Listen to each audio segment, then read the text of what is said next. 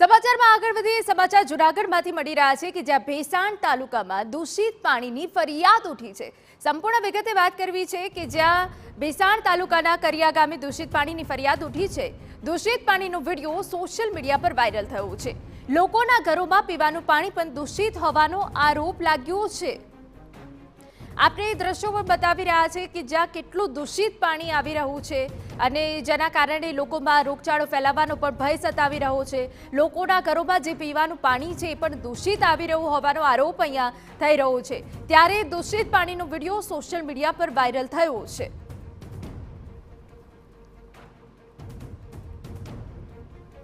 તો ભેસાણ તાલુકાના કરિયા ગામનો આ વિડીયો અમે આપને બતાવી રહ્યા છે કે જ્યાં કેટલું દૂષિત પાણી આવી રહ્યું છે। જે વિસ્તાર છે એ વિસ્તારના રહીશો પણ અહીંયા પરેશાન થઈ રહ્યા છે। ઘણા લાંબા સમયથી દૂષિત પાણી આવી રહ્યું છે। લોકોના ઘરોમાં જે પીવાનું પાણી આવે છે એ પણ દૂષિત આવે છે, જેના કારણે લોકોને પારાવાર હાલાકી પડી રહી છે।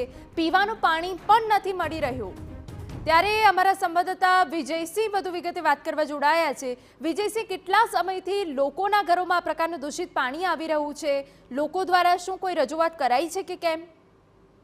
ચોક્કસથી જણાવી દઉં તો જે રીતે આ ભેસાણ તાલુકાના કરિયા ગામની જે ઘટના છે જે સોશિયલ મીડિયામાં વિડીયો પણ જે વાયરલ થયો છે।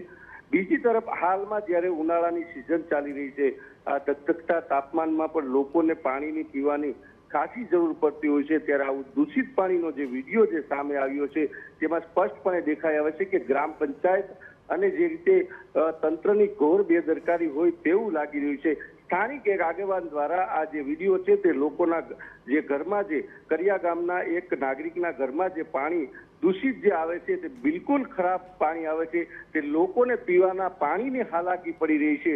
ત્યારે આવું જે દૂષિત પાણી જો લોકોના ઘરમાં જો વિતરણ કરવામાં આવતું હોય તો ખૂબ શરમજનક ઘટના કહેવાય ને તંત્રએ આ બાબતે ખાસ ધ્યાન દેવું જોઈએ। લોકોએ અનેકવાર રજૂઆત પણ કરવામાં આવી છે તેવું સ્થાનિક આગેવાનો દ્વારા આક્ષેપ પણ કરવામાં આવ્યા છે, તો કોઈ પણ પ્રકારની નક્કર કાર્યવાહી પણ કરવામાં નથી આવી। જી બિલકુલ, આભાર।